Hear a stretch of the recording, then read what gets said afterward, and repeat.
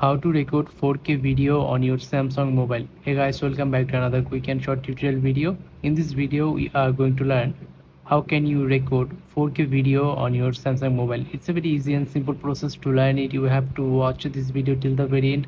So without any further ado, let's get started. First of all, go ahead and open up your camera app, and then here you'll get bunch of options, and one of is the video. Tap on video, and right now as you can see that my video format is right now HD. Now I'm gonna make it 4K.